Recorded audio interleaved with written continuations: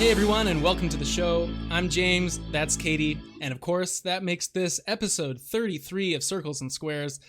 Kate, how are you hanging in there? We are in the middle of a quite excruciating heat wave right now, and I don't know about you, but I'm melting. Oh my god, I feel like my body's absolutely made of jello. There are certain zones in the house that are safe zones to be in, and certain zones that are just way, way too hot.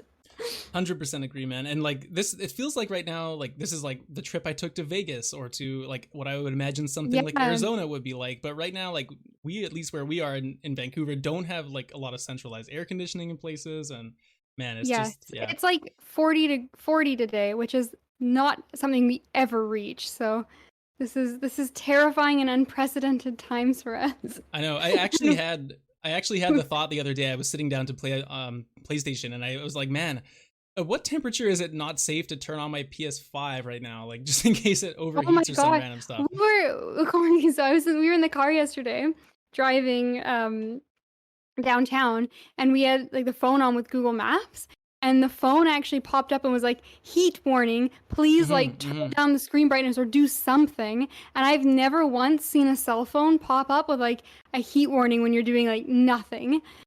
Yeah, It's like, no, oh no my kidding, right? god. Literally just sitting in your car driving. Yes.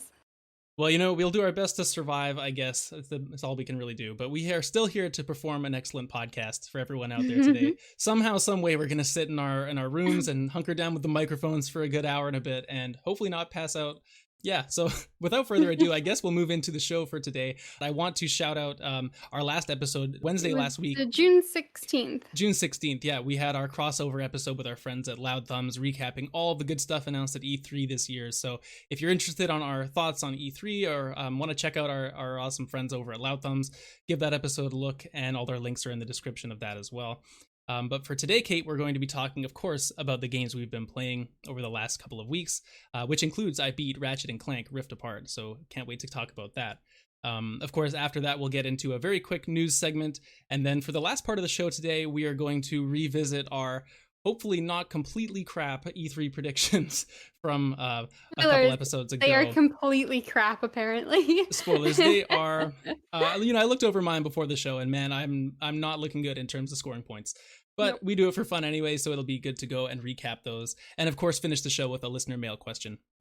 But before we do so, like I said, let's talk about Ratchet & Clank Rift Apart, because I was able to finally beat the game actually between the time when I spoke about it on the last episode, just a little bit. I think I was, maybe a few hours into the game at that point. So now I've beaten it, and man, I've got to say, this game is, I think I mentioned it on the last show too, but it is the best PlayStation 2 game I've ever played.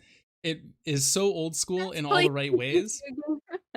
And no, but it feels like what we remember those PlayStation 2 games to have been like back in the day, right? And now, like, you go back, of course, they're dated and a lot of the times they're not as fleshed out as the games these days, but we remember them so fondly of being so just perfect in a lot of ways. And I really feel like this game is that in real life now in 2021. It's just such a smooth experience, and okay, let's get into a couple things. I definitely think that this is a great showpiece for the PlayStation 5 itself, and I think that's the best place to start. This is an exact experience of what they were trying to talk to us about when the console was first getting shown to us, about like the DualSense and its features and how fast it can load. And this game feels almost like, as much as Astro was the tech demo, quote unquote, for those different abilities of the console, that this is those abilities realized in a full experience. And so it's an excellent showpiece for what the console can do. Starting off with, like, man, there is zero lag in this game whatsoever. And I'm talking about when you're just running around the world, or if you're doing a smaller section, of course, there's not as much going on, but there's also some gigantic battles. Like, I'm talking, it seems like 20, 30 different enemies on the screen at once. You're shooting off all the different crazy guns you get. You've got, different ships flying around in the background and different characters having different voice lines the whole time. Explosions, you name it, like everything's going on. And the game does not miss a frame. It is so impressive, like technically. And that's the thing I think that stood out to me the very most about it. It's just how polished this thing is. Like, Insomniac really blew me away with this in a way that even like something like Miles Morales, I feel, wasn't quite as polished as this. I know you saw me play a little bit of it too, and I'm curious to see what you would say about that. Yeah, exactly. That small bit, I mean, obviously it was a small sample section instead of, the experience with the whole game, but that was kind of my takeaway from it as well, is it was just so smooth and so like incredibly polished compared to a lot of other games. And I felt that way kind of about Demon Souls as well, Mm-hmm. with Mm-hmm. Bluepoint's remake, and I just kept finding the whole way through the game I was just in awe of like, oh my god, how good does this look?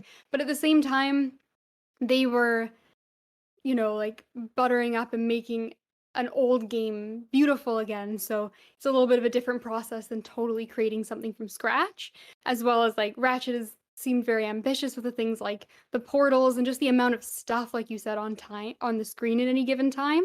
It's like you definitely would expect something like that to stutter every now and again, and I think most games would. Yeah, right. But Or at least the it, games we've come to know before these new consoles, right? Like this is mhm. one of the very few kind of AAA experiences that we've had so far on these consoles. So if this is an indication of what they're in the future going to run and perform like, 'cause, I mean, I was saying this was smoother than Miles. Like Miles was by no means a bad experience. I love playing Miles Morales. I just think this Mhm. is even the next iteration of how what these games can be going forward. Yeah, it's that extra step up you didn't know you needed, but oh my god, is it nice once you have it. 100%. Yeah. So I wanted to go over some of the weapons, right? I was just mentioning about Mhm. how I really like the DualSense implementation and everything they're doing with that. And obviously this comes into a lot of the weapons as well. And I mean, there's such a good variety of weapons here. There's some kind of returning favorites from throughout the series, and also a lot of new ones as well. And the one thing that was really cool was that for those that don't know is that each of the weapons, or a lot of the weapons, have kind of alternate fires depending how you use the DualSense, because with the haptic triggers you can kind of push them down halfway to do kind of a primary shot, and then if you pull the trigger all the way, it's a secondary shot. And it's not like you're guessing at which point you're pulling the trigger. You can clearly feel like a click for the first one and a click for the second. It's really really cool the way that Yeah, it it does it that. has it has really good feedback. It's very intuitive, and like the first time you fire it, you will immediately understand. It's like very clear to tell, which I think is important because I think it would get very frustrating if you weren't able to be totally accurate with that kind of a feature. But it's just such a cool thing that's so unique to something like the DualSense. And Mm-hmm. like it really made a lot of the weapons feel even that much more fun and unique to play. Yeah, definitely. Like, there's a couple good. My favorite examples were something like with the regular pistol that you get given. You can tap it. The first singular tap is just like a single shot, like you're firing a standard pistol. But once you level it up enough, if you hold down the trigger all the way, it begins to fire in a 3-shot burst, so you have a wider spread. And that was so functional because usually you'd be switching between, you want the more accurate single fire weapon, or you'd want kind of a spread shot depending on who you're fighting, what the encounter's like. But with that weapon now you can simply do both because of the alternate fire.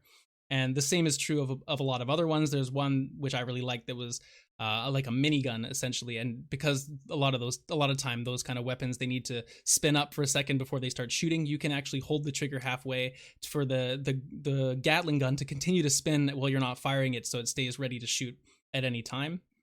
And then there's also another one, which was one of my favorite weapons.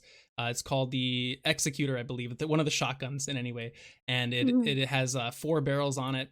And you click the first one, it fires the 2 barrels, and then click it all the way down, it fires 4. So you can really choose, like, who am I shooting at? Do I need to use, more ammo or less ammo? What kind of damage do I need to do?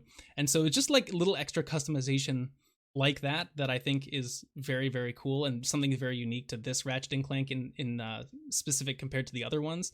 And I mean, Ratchet's just, at the end of the day, is so much about the arsenal of weapons you get given, and so much about like the different ways you can take on each fight depending which weapons you like to use, that something about adding even more depth to each of those weapons is, it really enhanced the experience for me, compared to like older Ratchet games. Yeah, that's cool, and some of the ones are genuinely neat. That was one of those things where I watched a couple and tried out a few weapons when I'm playing, but I tried not to spoil too much, just because I feel like that's kind of gonna be the main, like, exciting thing that happens is getting a new weapon, and, like, taking a look at the upgrade tree and seeing what kind of crazy stuff you can come up with for it. So Yeah, 100%. And I mean, talking about the upgrade tree as well, it's I mean, I've always liked the way the Ratchet and Clank does the upgrades for its weapons, and this game is no exception. It's very similar to what you would have seen before. You actually gain experience on your weapons by using them and doing damage, killing enemies, and then once you hit a certain threshold, the weapon itself will level up, and it kind of leads you into the second part of how that works. Based on when you go to the store, you can actually go to the upgrade page for each of the weapons you already own, and they have kind of like a grid layout, or something similar to like the way hexes go into like the board game Catan or something. You slot them all in a row. I like it. And yeah, it's a great example, right? And you there's some that are like, you know, increase the ammo of this weapon, increase the rate of fire, increase, and each hex you fill out will be an upgrade, so you can kind of build towards the upgrades you're looking for and choose to where to spend your points, which are based off the currency raritanium you pick up in the world, so you can choose where to allocate them and what upgrades you're getting for each weapon. So you could say, oh, you know, this one doesn't have a big enough clip, you know, this one doesn't do enough damage. And eventually too, there's also like special spaces, and if you encircle them with you know, the spaces you've unlocked, you'll get even better bonuses. So there's a lot of variety in terms of how you can go about the upgrades as well. And I'm sure a lot of good stuff for completionists that want to go through and max everything out and collect all the golden bolts and collect all the money to spend for the upgrades. And speaking of the bolts too, I just want to say, going back to the haptics, collecting all the bolts off the ground, it feels amazing the way they just kind of like all spin around and collect into Ratchet, and like ting ting ting ting ting ting ting as they go into his wallet, and you feel it like adding up every single bolt in the controller. Just wonderful, just awesome. Just that sounds awesome. very satisfying. It is. Yeah, it's I don't want to be really negative about this game, because I think there are very few negative points, but I do want to be fair with it, and there are a few things which I do want to be critical of a little bit, just because, you know, we're trying to be fair. And right, exactly. yeah, so the number one thing I think was maybe a little bit disappointing, and not even that the game is bad, but just maybe we were a little bit misled in terms of the dimensions, at least leading up into the marketing of the game and what the game is. It maybe seemed a little bit more like, you know, you could choose to flip between dimensions whenever you want, or maybe there'd be a lot of organic kind of puzzle solving where it's like, you know, you're stuck on a puzzle and you have a button that might switch you back and forth between two different dimensions, and you got to, you know, do different things in different dimensions to solve puzzles or something. You're like the Titanfall 2 campaign kind of thing. Exactly, yeah. Yeah. But really, this game, you don't have a lot of agency in when you need to flip the dimension. You'll kind of be on a linear pathway, and there's just no way to proceed, and there's an obvious dimension crystal that you hit, and then all of a sudden you can proceed. And it's not so much like flipping back and forth in a complicated puzzle solving way as much as it is, this is just how you continue the level, and we're just going to make it look different. And I don't want to boil it down and make it sound stupid, because it is very visually pleasing to be switching back and forth, and it's amazing how the game can change so quick, and you do sometimes switch quite rapidly between them depending what you're doing. Right. And you do it on like the rail sections and everything too, but they didn't take it that step further. They didn't quite use it to its full potential. They kind of stopped a little bit short of where that kind of mechanic could go. And exactly. Play it all safe.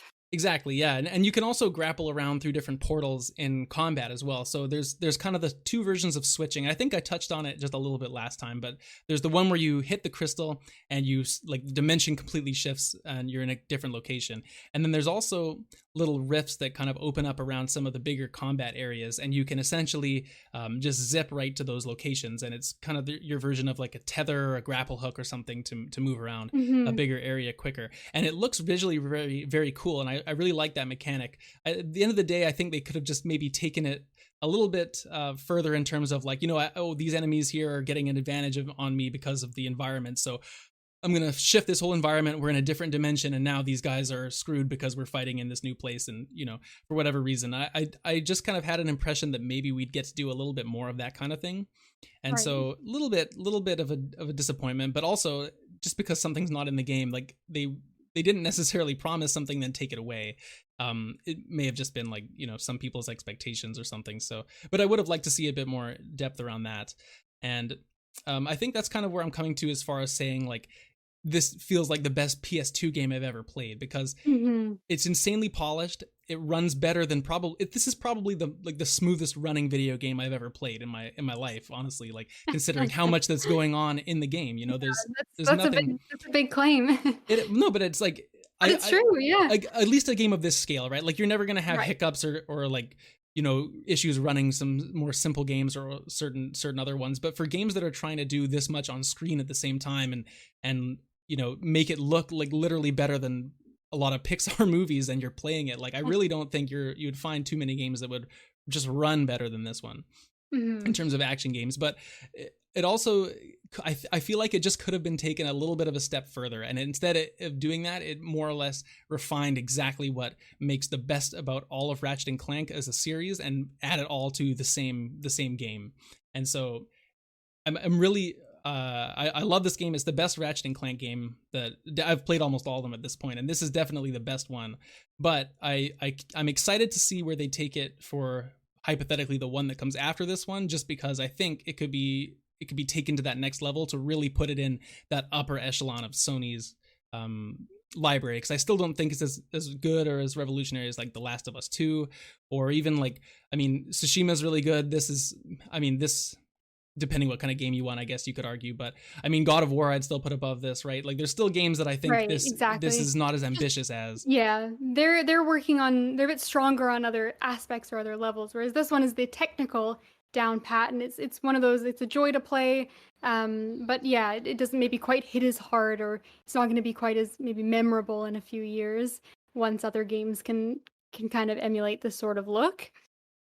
Yeah. Now I want to ask you, I'm curious what you thought of, once you've made it to the end of the game, what you thought of Rivet's inclusion, because I know that was kind of a contested subject, because some people really love Rivet and other people thought that it was just kind of, again, like another, maybe played a little bit too safe, like she's very similar to Ratchet, and so, you know, like maybe another could have done a little bit more with that implementation, so...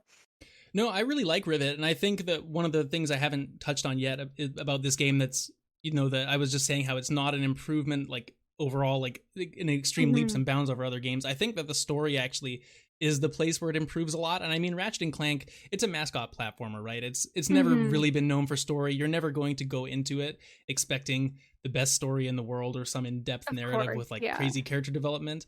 But what I will say is, in terms of painting it in that kind of light and comparing it to other games of kind of this genre, the story actually is pretty good, and they do a much better job of at least adding a bit more depth in there, because I think that we're, you know, we've come a long way since like the original Ratchet and Clank trilogy and all that. Like you need to up it a little bit, and they really did. And I think Rivet is very strong in terms of what she brings to the plot. I don't want to spoil exactly what's going on, but for kind of the overview of the series is like one of the main themes is that Ratchet is the last Lombax, and his other members of his species, he thought they were all dead, and then over some previous games it's kind of come to light that maybe they're in a different dimension, and hence the Dimensionator was the gun that changes dimensions, and so that's kind of like the crux of the game of like how that happens.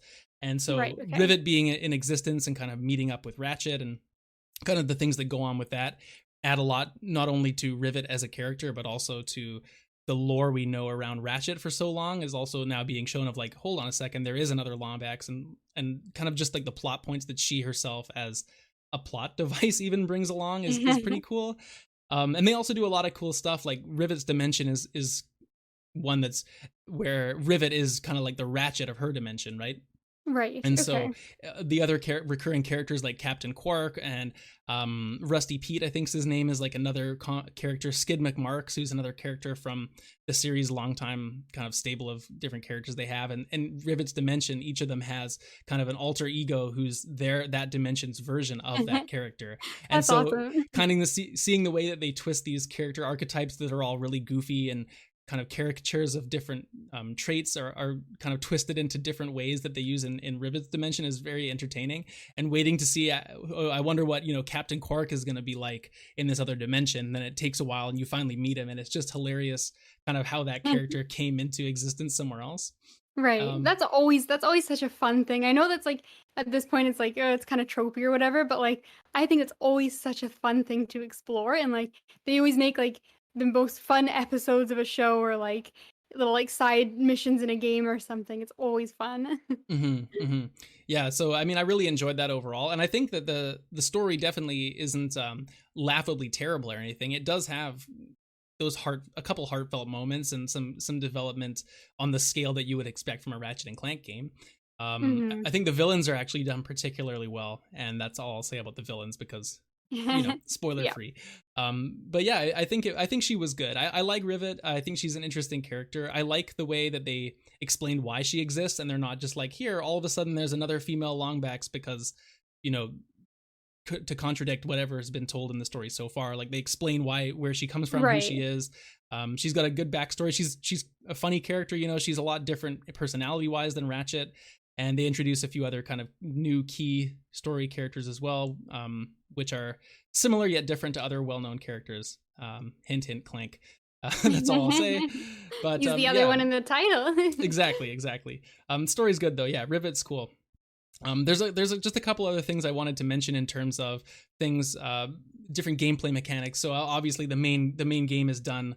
You're obviously playing as Ratchet or Rivet and going around just in that typical kind of environment, doing the guns and the platforming and all that. One thing that I really like about this game is that they added jet boots, and so basically that's their equivalent of running in this game. And so some of the older Ratchet and Clanks could be a bit backtracky in terms of there's 3 side objectives on this planet, and they all take place in a different area of it, and you've got to run over there and get to it. And when you're trying to go for more of a completionist type run or something, it can be a little tedious. So the fact that they gave us, they're almost like jet boots. They allow you to fly across the land really quick. And that's just a really nice quality of life improvement, which I appreciated a lot.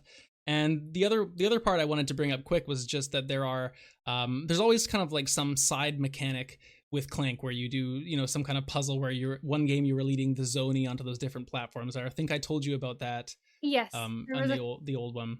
The other episode I talked about Ratchet and Clank, but this game there's a couple different mini games. The first one is with this little key.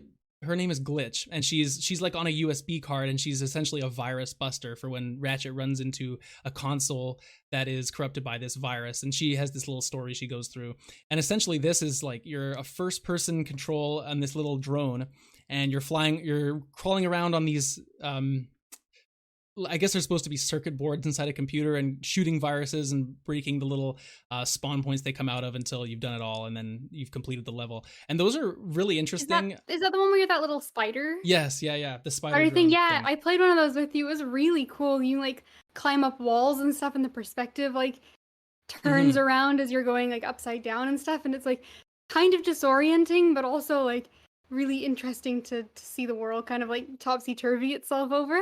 It was really fun.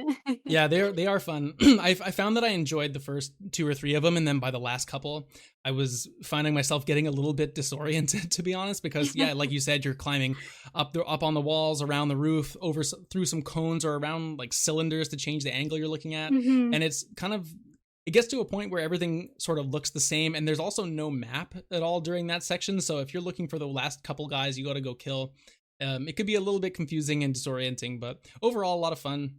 And then the other kind of mini game or side mode that there's these new Clank puzzles where you're Clank, and you're kind of directing almost Lemmings like versions of Clank who are running in a straight line out of this door, and you have to put different kinds of orbs on these nodes that they run over that give them different abilities, like they jump or they run faster to go through things that are blocking the path, and just kind of finding the right combination of orbs to put on this set of nodes that these guys are running over. I don't know if I'm explaining this very well, but it's essentially really fun puzzle solving that I think is the right thing to break up what Ratchet and Clank is, because when you're going so fast with action all the time and shooting and guns and jumping around at high speeds and all these things are going on, sometimes it's nice to just sit back and get to solve a little puzzle for a second, or at least I found the same way. At least like I enjoyed the same thing when they had in Spider-Man 2018, there was these little science puzzles Peter would have to do to develop new web serum or something.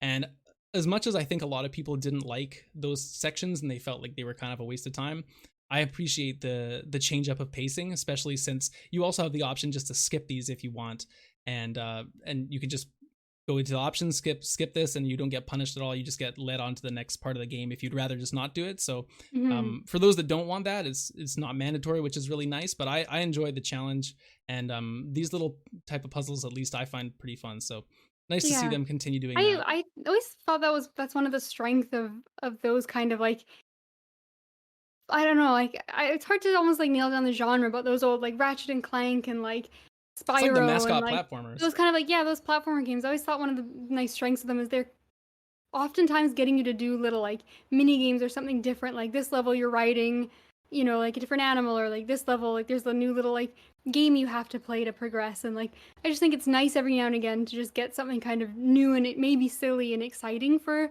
like 20 minutes, and then you're done and you're back to the game, and then maybe it'll be something else later, but just kind of like breaks it up and gives you something sort of weird and fun to do.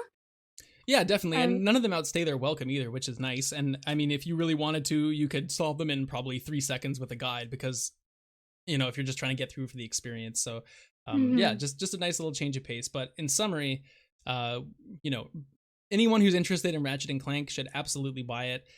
It's a shorter game. It only took me about 15 hours or so. I did some of the side stuff. I'm sure maybe another 5 to 10 hours, I guess, depending how effective you are if you really wanted to go through and collect everything. And then there's also the whole new game plus mode and whatnot. So I mean, there's lots to do, and if you're a fan of the series, do not hesitate. Like, this is the cream of the crop right now for Ratchet, and I only hope it means more going forward because Insomniac's just killing it right now between Spider-Man and this. Can't wait to see what they do next. But I think that's Ratchet, Kate. I think we have another Mhm. game to talk about, though, which is Grindstone. And I would just want to say off the top, thank you very much to Popagenda for providing us the review code for this game. So we played it actually on the Epic Game Store. And Grindstone is an extremely addictive game. We've talked in the past about games like, Slay the Spire, and I think there was a couple others that we've kind of, Yeah, or at least I've fallen Solitarica down. was the other one it reminded Solitarica. me of. Yeah, right. Fallen down the rabbit hole of these a little bit, but this is essentially it was one of the biggest games on Apple Arcade when that came out a few years ago, and this is essentially a 7x7 grid puzzle game, similar to like the look of a Bejeweled or one of those type of games. But the idea is that each of the enemies in each of the grid points are different colored enemies. So you got about 4 or 5 different colors. And your character, his name is George, he's on one of the spaces, and you have to kind of move sequentially through enemies of the same color type. And the more you can chain together, you begin to drop what are called grindstones onto the board, which is an item that takes the place of one of the enemies. And then when you move over it, you can then start chaining through a different color after putting that in the middle of your chain. So you're trying to essentially get as many different things eliminated off this grid as possible. And the mechanic itself, once you take a little bit of time and figure out exactly how you make the longest chains, becomes extremely addictive to trying to chain like 20, 25 different, 30 maybe different things together. Like, man, it's a good time. Yeah, exactly. And of course, as you progress too, they start throwing in slightly more complicated things. Like, for example, now there's like a tougher version of an enemy, so you have to already have chained together 5 enemies before you can hit this enemy. So that makes you then like you got to puzzle solve a little bit differently because you've got to like create a chain to get to him versus just like seeing what colors are together.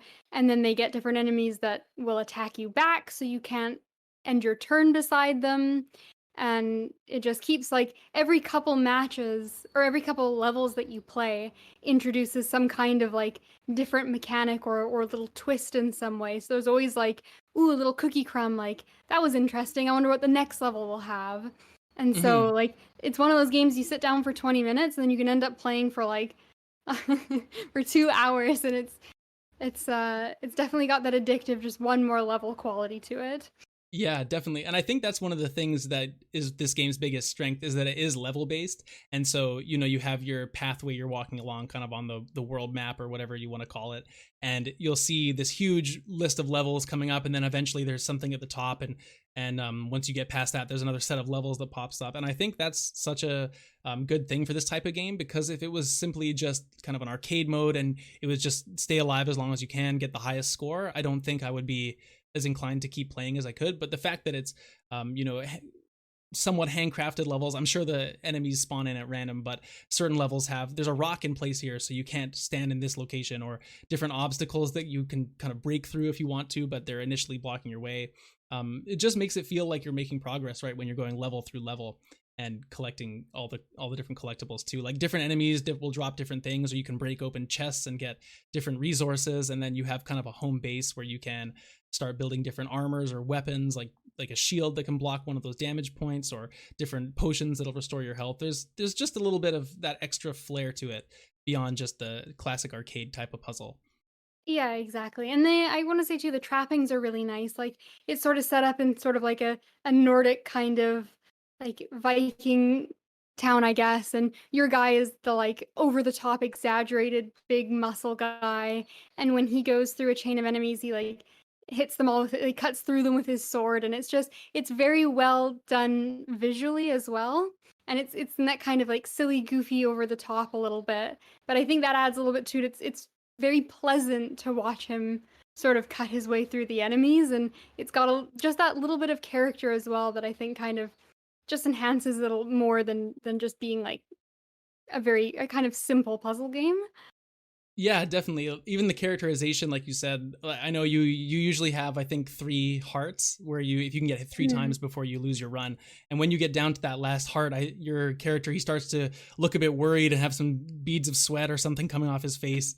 And it's just little touches like that, especially too, when you're kind of setting out the route for your turn that you want to take to go through and take out a chain of enemies. Once the enemies kind of are taunting you a little bit while you're looking at the screen, and then once you add them to your chain and have moved past them, they begin to quiver in fear as if they're anticipating their life getting ended by the sword of George or whatever. So it's just it makes you feel more engaged with it than just simply looking at exactly. I'm going to chain 3 red blocks together and then 3 blue blocks after that. Like these are little enemies with little cute designs and whatnot. It just adds that personality. So I definitely like it. It's those little details that go a long way. And the other one I want to point out, because I always look for this in games and I'm a big stickler for it, is when you give a piece of equipment and your character actually holds it or it changes.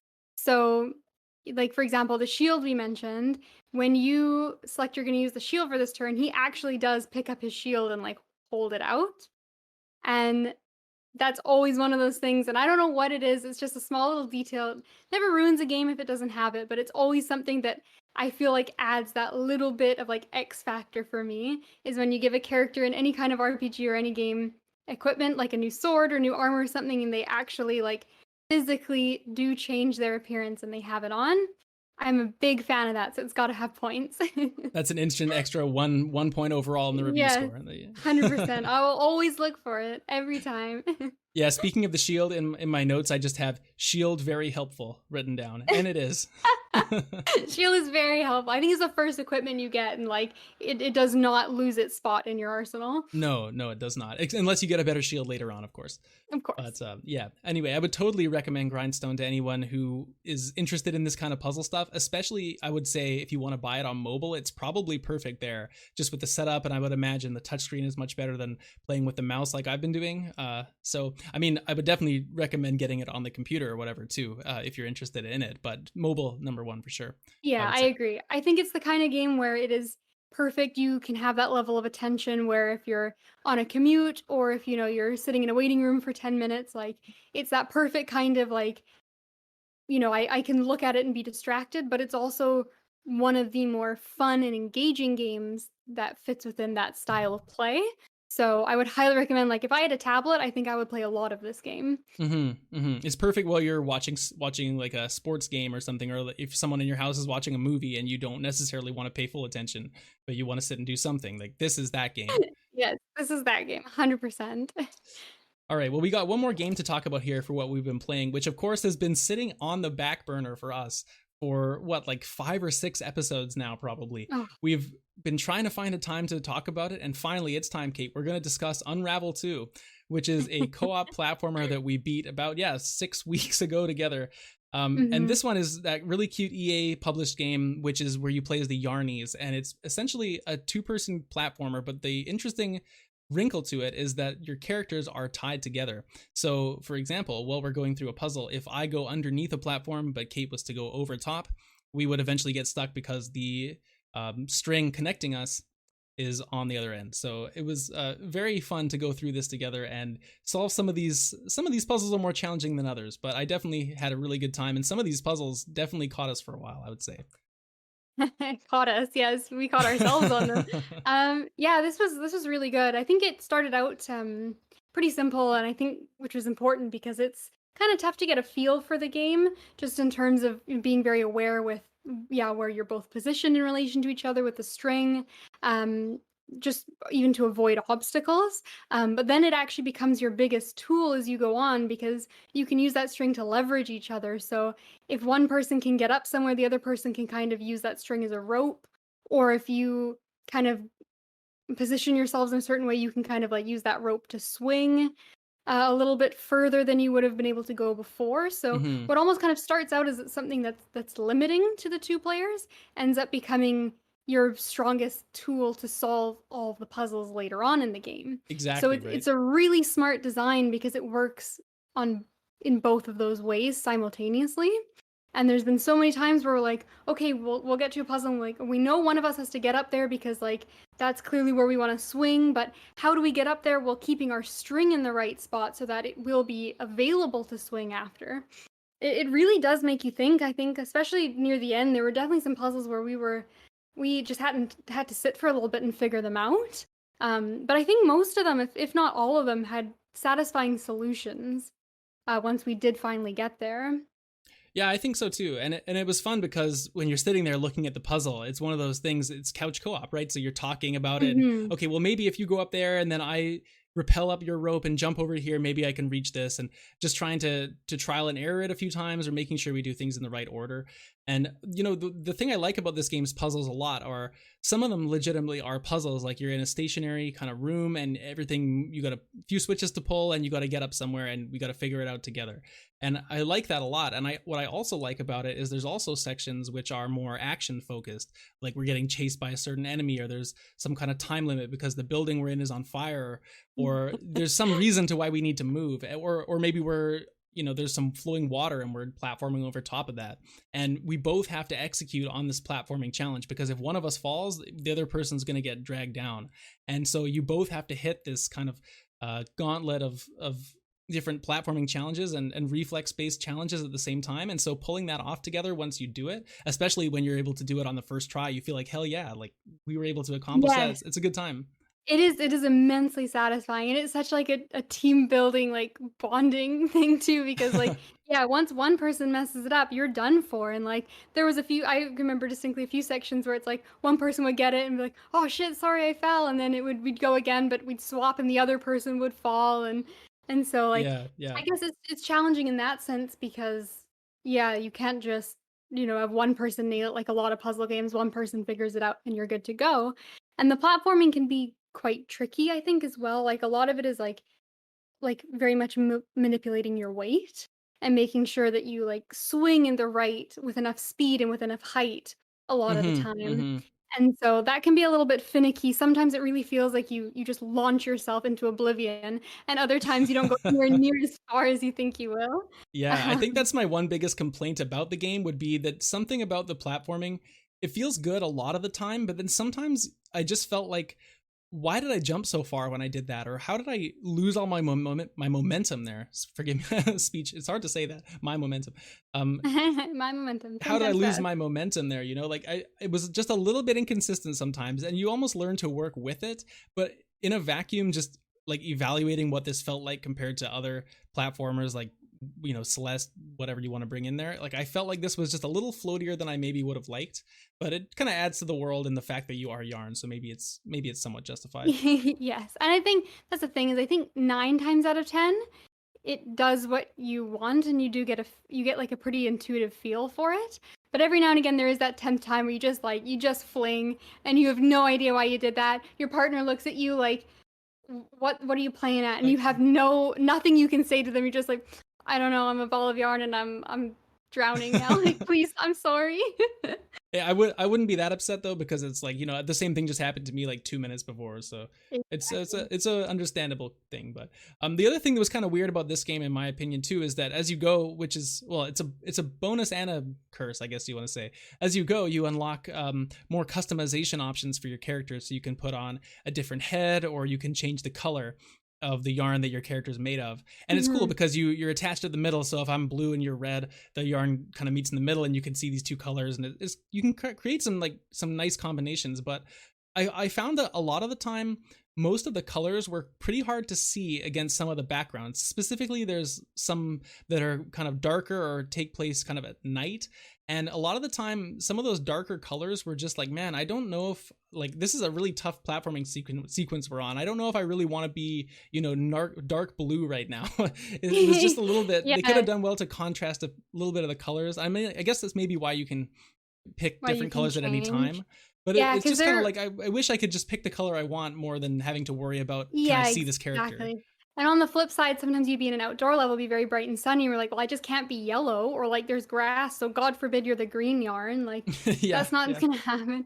I think in general, the game looked really nice. It's got a really cute art style. And I think the backgrounds are good too. Like the yarn, it's very cartoony and you're these characters, but you're in very like more realistic world environments. Like one of the things I liked about it is a lot of the areas you go through are like, oh, there's a barn, or you're like outside on like a picnic table, and it's very much kind of got that sort of like ant type feeling of like being in like human world spaces, but you're these small little like creatures.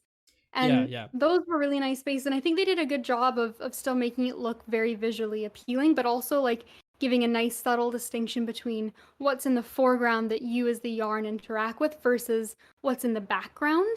And because it's like a 2D kind of like you're moving to the right all the time, you're going through quite like a large area through every level. It's not that big in terms of what you actually have to interact with and the amount of puzzles you solve, but you'll typically go like a relatively large stretch. So if you start in one area, by the end of the level, you're kind of in a different area by the end. So they've done a good job of like a lot of varying backgrounds, and some are indoor and almost like factory sort of settings, and some are outdoor like in the woods. So there's a lot of variety, and they've done a good job with that. And it's always clear like what's foreground, background. It's just sometimes specifically it's the yarn characters themselves that are a little unclear. But I think we were always able to find a color combination that worked. Just unfortunately wasn't necessarily your favorite color every time. Yeah, and it's a small gripe overall, right? I mean, we're not going to dock it points or anything for that, but it's just one of those things that was a little bit, took you out of the experience just a little bit, because you'll be going along then, oh, I guess we should probably switch colors.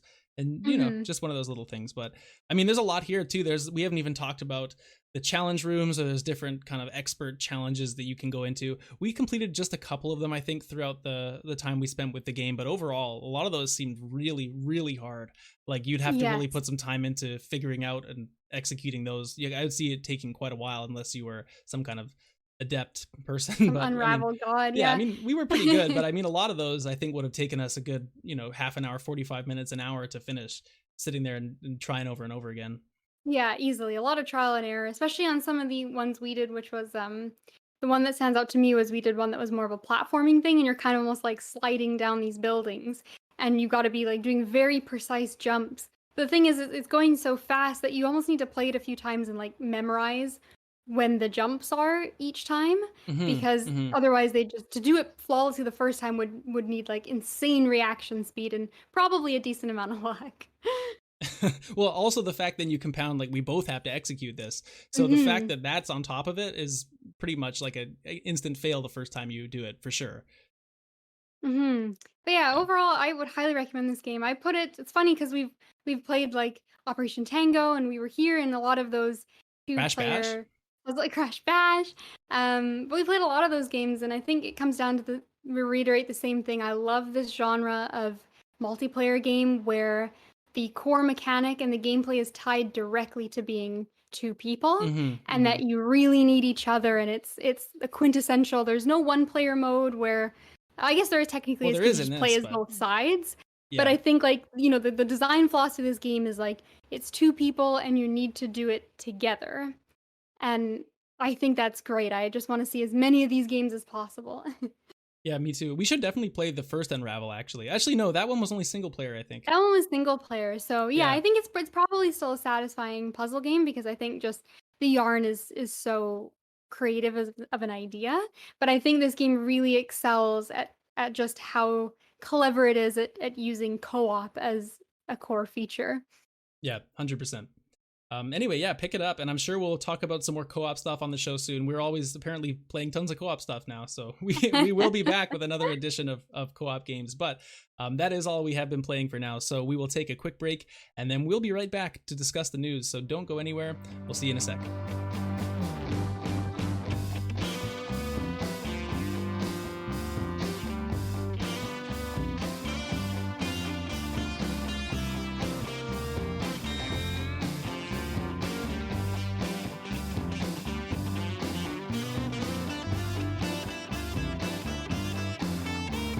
All right, everyone, welcome back for the second part of today's show, which is the news section. So just a disclaimer, I guess, we're recording this on the 27th, which means we don't yet have the PlayStation Plus games for July.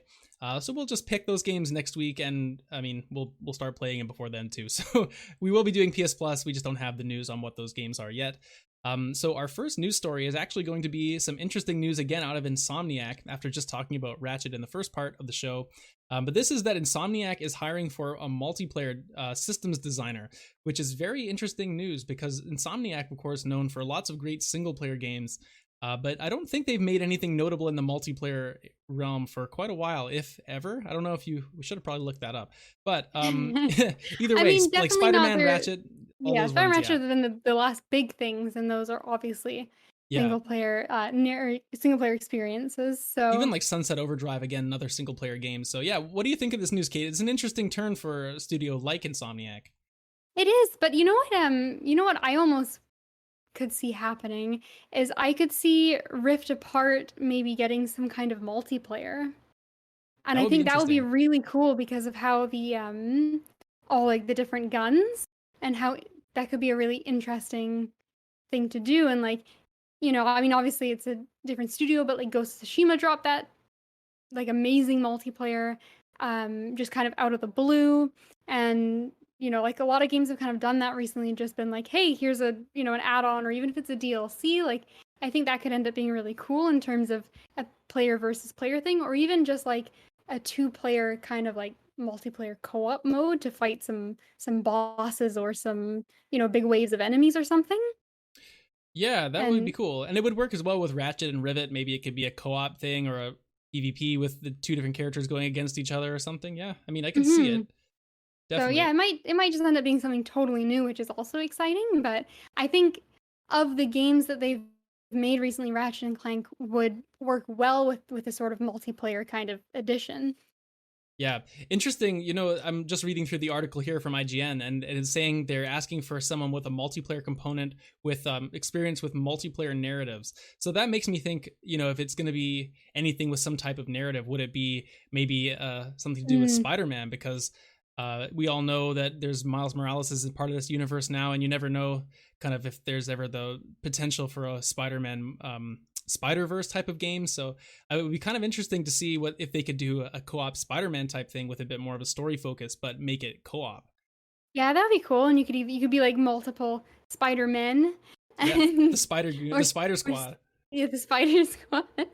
That would be really cool. I mean, it generally could be either because, like you said, yeah, Ratchet and Rivet could be kind of like if it's a PvE sort of thing, and as a little story where you're playing as both of them. I generally like both of these options, but I'm never opposed to just seeing something new as well. Yeah, right. That'd be cool. But in any case, I mean, it's going to probably be a long time before we see anything that comes out of that if they're only just hiring now. So, I mean, we'll see. They obviously have a lot of stuff coming. Spider-Man 2 is probably the next thing up, so I doubt it would be anything included in there unless it's a side mode maybe for Spider-Man 2. I mean, it's all just speculation at this point, right?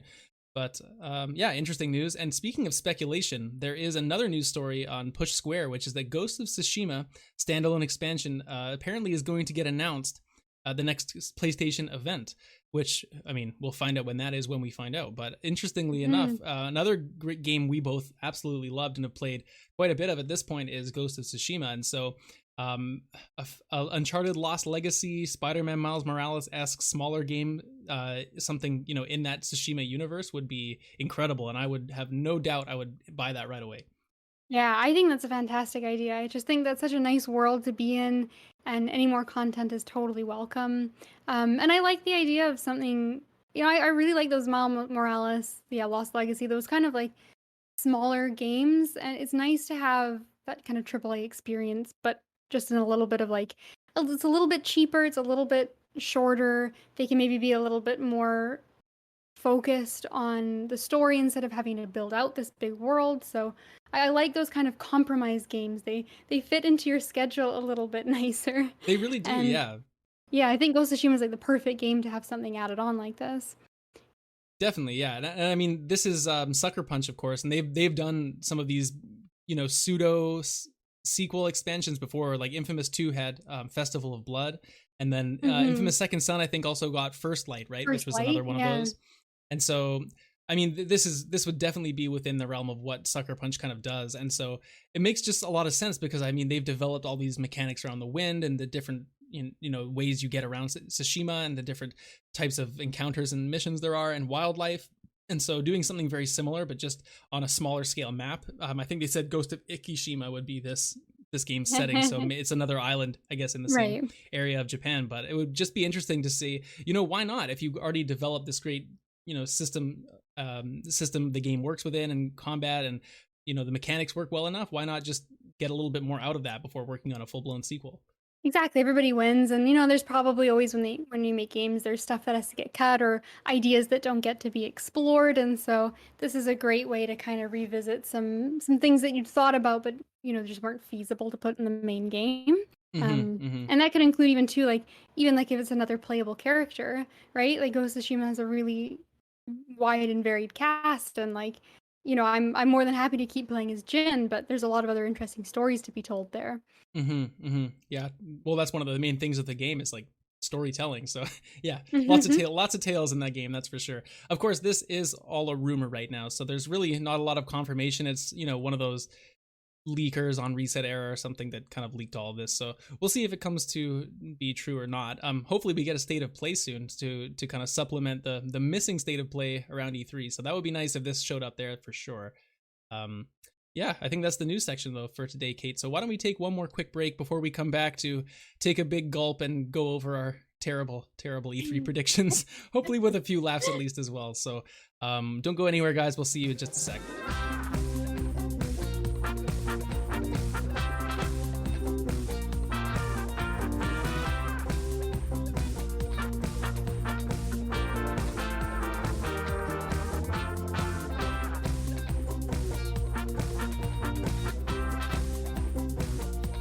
All right, everyone, it is time for the third and final part of today's show, where we're going to be revisiting our E3 predictions from the last couple of weeks. And man, this is always so much fun to make these predictions, but I think last year I actually scored some points. So yeah, last year was a little more successful for us, but there is a caveat that this year we did 3 general predictions and then 3 that were PlayStation specific. And because Sony did not participate, we kind of have a little bit of a pass on those. So we might get to a little bit of a breathing room and revisit those later once they decide to crawl out of whatever cave they hid in for E3.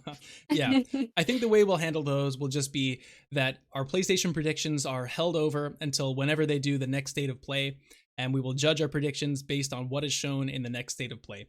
So we won't wait. If it comes out the 2 state of plays from now, that's not a correct prediction. It has to be the next state of play. Sounds fair, right? Fair. I think. But anyway, we both also made, like you said, 3 predictions that were not PlayStation, and we will go over those results now. Kate, would you like to start us off with your first prediction and whether or not you feel you earned any points for this? Well, so here's the thing. I will start with my first prediction, and that was that we would get a new Spyro game shown off. And potentially we talked about Toys for Bob being involved. But, like Crash has come back, Ratchet and Clank have come back. So many of these older games are getting revivals in a big way, and the Spyro trilogy was fantastic. And so I thought maybe he would get to escape from Skylanders' hell and come back in his own game, but unfortunately, the purple dragon was nowhere to be seen. No, Skylanders' hell is the only hell worse than the heat wave we're living through right now. So that's an unfortunate 0. Yep. Wish it was true. My first prediction was for Xbox that they would. Oh God, looking back at this now, this is so elaborate and it sounds so ridiculous. But they showed a lot of good stuff. One of those things Xbox did not show was a return of Jade Empire, which was, according to me, going to be made by In Exile Entertainment, which is an studio known for RPGs. And I thought it was a good match, and I still think it is a good match, but apparently, at least not right now. So right, you went quite specific to get those extra points, and yeah, it's no good. I tried. Okay. Well, I went that we would be seeing Grand Theft Auto 6 because obviously we've seen 5 enough. That it's time for we know how to count past 5. Maybe 6 is coming, but again, just total radio silence on that one. I don't even know if we saw anything from Rockstar at all, let alone I don't think we did. Specifically Grand Theft Auto 6, and it doesn't seem like the kind of thing that would be held off for Sony to show. So I think they did, didn't they? Wasn't there a Grand Theft Auto 5 next gen edition shown at the start of the last State of Play? Oh, there might have been. I mean, they definitely. I think it was around Horizon, right? Or after Horizon, or no, maybe I'm wrong. But there was a State of Play that had that showed up. So I wonder if they have a deal with Sony for whenever they're doing GTA 6 or something. I don't know. Either way, that's not what I guessed, and maybe I can argue for partial points later. But right now, it's not looking great. Well, I'm gonna continue also not looking great. I said there was going to be, not only did I take for granted that the Switch Pro would be announced before E3, which it was not, but I said there were going to be at least 3 third-party games announced to be coming to the Switch Pro. There wasn't at least one. There wasn't at least one. No, I thought maybe some stuff like Assassin's Creed Valhalla would have been shown coming to the Switch. That's a bit ridiculous, maybe. But, I was just hopeful that we'd see some third-party stuff on the Pro. But we didn't even see the Pro, so fuck me, I guess. Yeah. Anyway, what's your last one? Okay, before I get to my last one, I'm gonna ask you now if this holds up or not, because one of my Sony predictions was that Hideo Kojima would reveal his next new game, and it would make even less sense than Death Stranding. So he did show up at E3, but he only talked about Death Stranding again. Right. Okay, so you're arguing that because Tsushima showed up, not Tsushima, Kojima. Neither of those showed up. Yeah, Kojima showed up, and he teased us a little bit with some Metal Gear shenanigans, and then went back to his whatever's in his director's cut. But maybe I get to hold on to this for Sony because. Yeah, I got a second chance. I feel like you'd have to hold on to it just because you did put it as a Sony prediction. And the other part of it, what I would say is that I think your prediction is that Kojima's next game will be here, and that he will show it off. Right. Not just that Kojima will be there. Right. And him showing off something for Death Stranding does not exactly. It's not a new game. Invalidate the fact that potentially he's got something else up his sleeve. That's right. I think maybe I'll say it this way. I think if it was this announcement, because it was also for the what's it called? The upgraded version of Death Stranding, right? There is an upgraded version of Death Stranding, but was that what he was talking about? No, he has this the director's cut version. Right, I don't know what the difference is because he didn't. Because they're adding some new stuff to that, so maybe actually there is some credence to this. I don't know. But I don't know. I did say next new game, and yeah. You know what I would don't say? think this counts. If this was at the PlayStation show as you'd predicted, I think it would have been worth a half point. But because it wasn't at the PlayStation show, but not in its current state. No, but also don't cross it off, because if it does show up at the next State of Play, that's worth a half point. There's still hope. Okay, well, I just want to point out that I wrote down a name, and that was a real name. That's true. You've got the honor of coming. We've done so far. You have the honor of coming the closest to a point, because my last prediction was that Nintendo was finally going to show us Mario Kart 9. Oh, that's right. You had a really cool idea for it. Yeah, well, I mean, it's the smash up of it, right? Like, I mean, I think it's what a lot of people want on the internet is bring all the different characters to Smash that are in Smash to Mario Kart, or at least a similar scale of roster with guest characters and different stuff. But and I thought also there would be planes that were introduced similar to like Diddy Kong Racing. However, this was not shown in any capacity. Yeah. So There is money to that idea. Oh, I mean, it's inevitability, right? But not this So time. far, nobody has any points, and I have one last of my actual predictions. That again will get me no points, but it actually, in my eyes, is the winner of E3, and I don't even care. Okay, what was I that went on one? the option select for this one because I had predicted that Elden Ring would not be shown, which is Oh the my perfect god. option select because worst case, I'm right, and I get the victory from that. Best case, I'm wrong, and we get the best trailer anyone has ever made in the history of gaming. And not only did we get a trailer, but we are on countdown 208 days until we can play Elden Ring. I knew it was going to come up. I actually forgot you made that prediction, but you know what? You were smart to make it because you're a winner no matter what. This is probably the most happy you'll ever be about being wrong about something. Exactly. Nobody has ever won E3 harder than I won E3 this year. Imagine how good you would have felt if you predicted we would have seen it and you got a point for this too.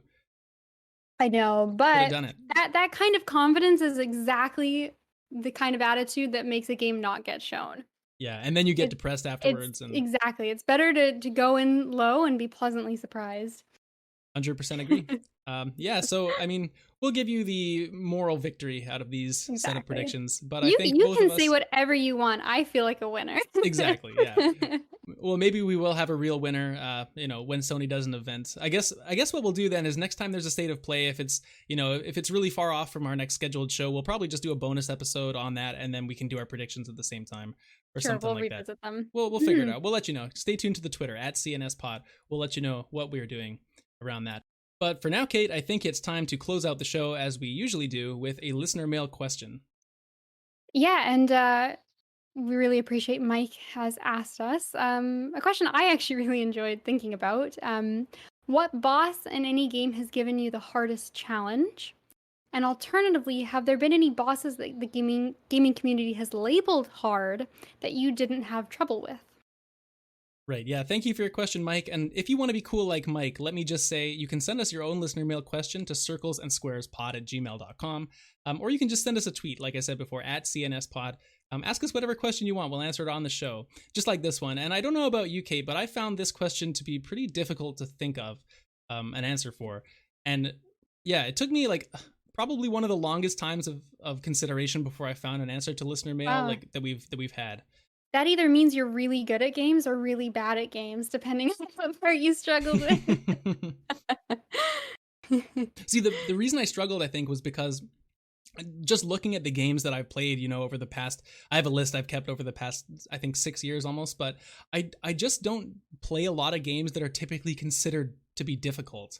Right. I think is the problem that I have. Like, I don't necessarily seek out tough games, and it's not that I don't want my games to be tough here and there, but it's just not what I go for. I play a lot more RPGs and different stuff like that, which I wouldn't necessarily say those are difficult in the same way, a lot of the time. And also games that are quite challenging aren't in the form of bosses. Like I would say that a lot of platformers can be very difficult, but they're not really categorized as bosses. It's more just like, the level's really difficult to navigate. So challenge comes in a lot of ways, and bosses are just one really fun avenue of that.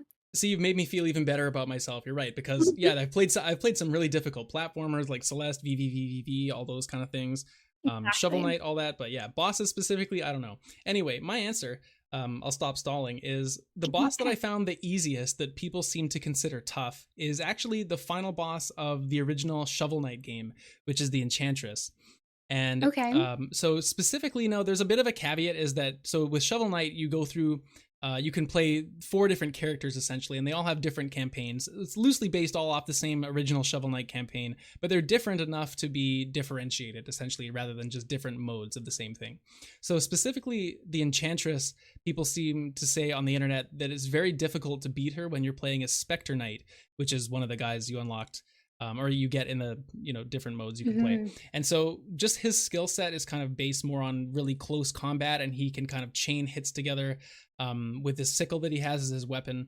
But he doesn't have kind of the verticality Shovel Knight has with bouncing on top of his shovel, and a couple other characters just have abilities that make it easier.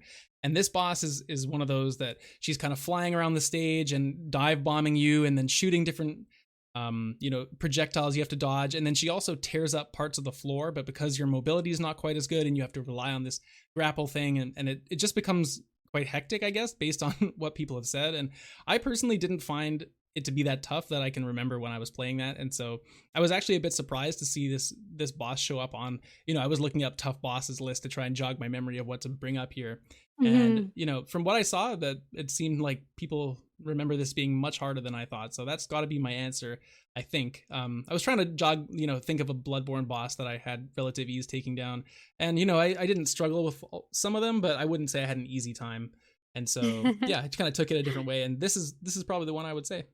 I like it. And that's a good answer. Because obviously, Bloodborne and the FromSoft games, the first place my mind went to. And there's definitely, I've had a few miracle moments in those games.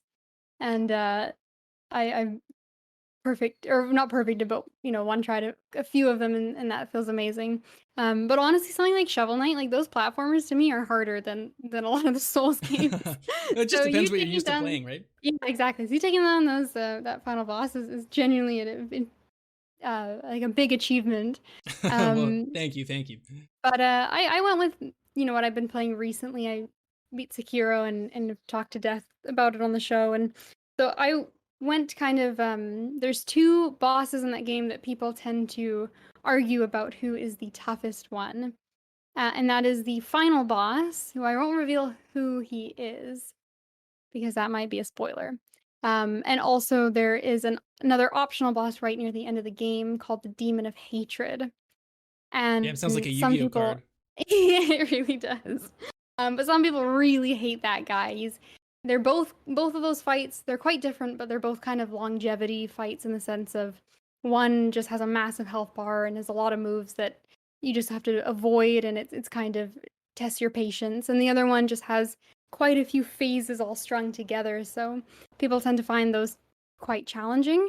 And I think I beat both of them on my third try, which I'm not for surprised. those games is pretty good. So I felt really good about them. What's funny is I was playing with a friend who had already beaten the game, and he was watching. I was streaming it for him, and he was watching. He's like, I can't wait till you get to the Demon of Hatred. Like, oh, he's gonna kick your ass. Like, you're gonna be so upset. It's such a hard boss. And I got there and I got like pretty close my first round. He's like, uh-oh. Like, I talked all this shit. Like, uh-oh. It's like, there's no way you're gonna beat it so fast. This is definitely the most Kate story you've told in a while on the show, because I was really expecting it to be like, there's these two bosses in Sekiro that people find to be really tough, and yeah, this one kicked my ass, but this one I beat on my first or second try, and instead you're just like, nope, they were both easy. It's like, jeez, must be nice. That game just clicked with me.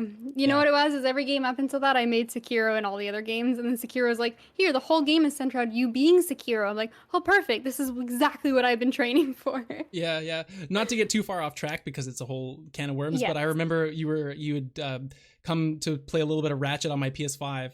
And I was watching you play this, bigger encounter for maybe, 5 minutes or so. Mm-hmm. And I just said to you, I was like, you play this so much differently than me, and it's definitely because of how you play the Souls games. Like you've definitely got this way of like, you focused on enemy, you're backing up, you're trying to kite around them while keeping them in your vision 100% of the time, and it's like, it's a completely valid strategy, and it obviously works in a lot of stuff. But to me, it's like with Ratchet, I'm like running in as fast as I can, switching guns, sprinting around, jumping, switching, like going crazy in all these different weapons, and it's just a very different experience. And it's like, this must lead you to success in Sekiro. Well, it's funny, like you pointed that out, and I've been very like keenly aware of it now. I think I play, and I don't think it used to be the case, but definitely because of Souls games, I've become very defensive in how I approach a game now. I very much like wait and see what the enemy's capable of and see what kind of windows of opportunity are presented for me.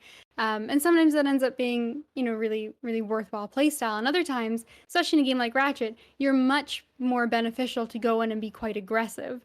And there's obviously like, you're not just button mashing, like there's definitely like strategy elements to it. And like, you need to be dodging and being aware of your surroundings. Like those things are very important, but you are definitely rewarded for being aggressive because you have such a strong arsenal of tools that you can really just get on top of enemies before they've got time to corner you or to do too much. So it's definitely something when you start a new game, especially after you sort of like I guess, develop a style. You need to calibrate and see how the game is best suited. But yeah, Yeah. it's funny that you pointed out. I've been very keenly aware of it, and I do have a very defensive kind of style now. So hopefully that doesn't bite me in the ass with some Yeah. games. No, I'm sure it won't, but it was just an interesting observation Yeah. because Ratchet is like so quick, fast-paced action it's almost the polar Mhm. opposite of that type of thing. So anyway, just a cool observation. But anyway, the second part of this question is the hardest the boss that we found the hardest that people don't seem to struggle with. Um I feel like there's a lot of bosses in certain games where you do get stuck for a little bit, and it's almost hardest to narrow down. It's very difficult to narrow down the one that really I would say was the hardest.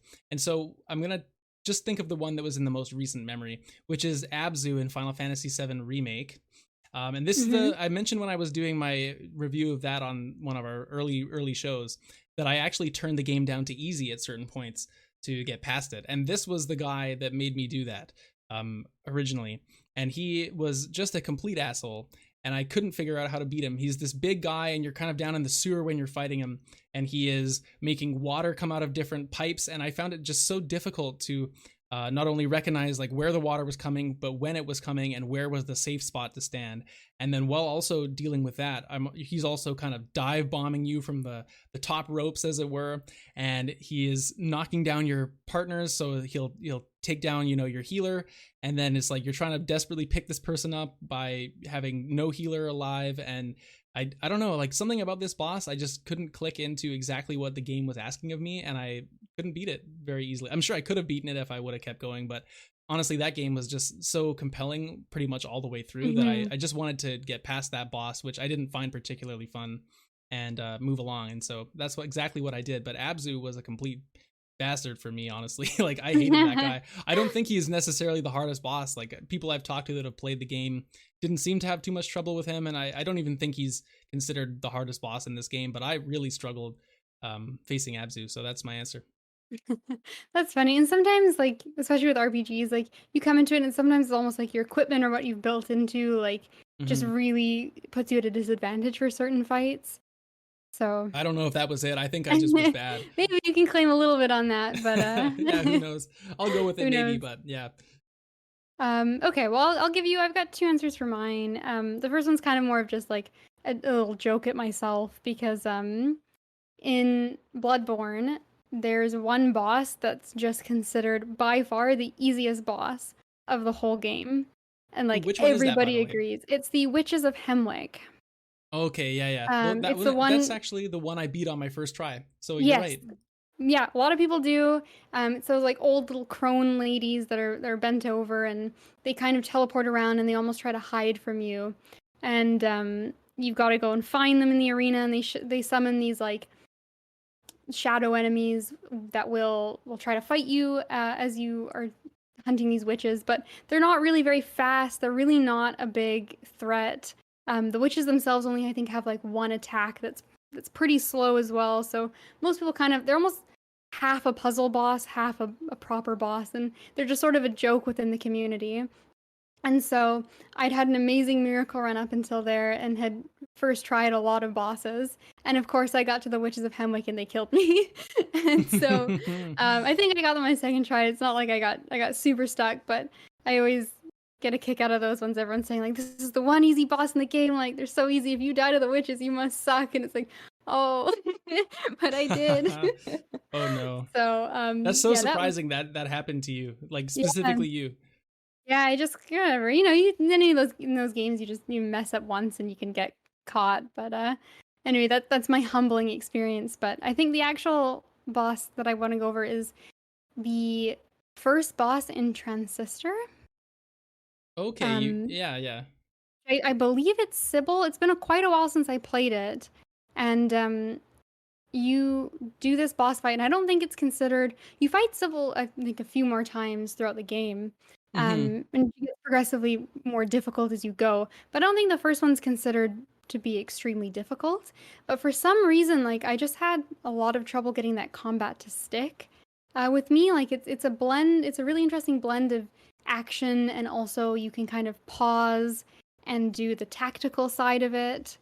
But you're still within like some time constraints when you're doing that. And I just found that like I love Transistor. I think it's an amazing game, but I just had such a hard time getting the playstyle to click, and I just felt like I sucked the entire time, and I struggled my way up to her, and it's the first kind of boss, and I think I died like quite a few times. I had to keep running it back, but I just love the game so much that I continued on, but it's one of the games that stands out in my mind. Halo and Transistor are the two games I've played that have made me feel like I'm bad at video games. What a collection of games, Halo and Transistor. Right? Yeah, it's so strange. Like I don't know, like the other Supergiant games, I guess they're all quite different, but I've, been perfectly fine with those. And, like the tactical side is something familiar, and like, isometric action games, like nothing about the blend of those two things sounds intimidating to me, but I don't know, I felt like I lost complete control of my hands whenever I played that game, and I was always doing the wrong thing.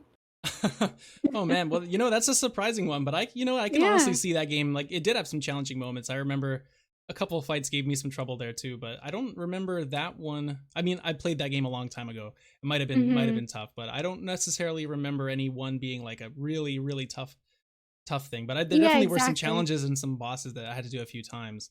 So yeah, definitely not easy. It's not like you got stuck in Mario Kart or something. I don't know how you get stuck. Hey, Mario Kart probably gets hard too. Oh, and what 200cc? That shit is really hard. Yeah, oh my god, kidding. It's so fast. Anyway, yeah, that's another question though, another listener mail question. So yeah, thank you again for your question, Mike. Feel free to write in whenever you have another question. Again, that email address is circlesandsquarespod@gmail.com, or send us a tweet at CNSpod on Twitter as well. We'd love to answer your questions, anything you can think of game related, or your thoughts on something we've said on the show. Just send it in. We'd love to read it. But Kate, that's going to be the show for this week. So again, thank you everyone for joining us, and we will see you again on the next one. The intro and outro music for Circles and Squares was produced by friend of the show, Matthew Chan. Interlude music is from Scott Gratton of the Free Music Archive. Our channel art was created by @unreasonable on Twitter, and our brother Alex is the designer of the Circles and Squares logo. Thank you all for listening and supporting the show.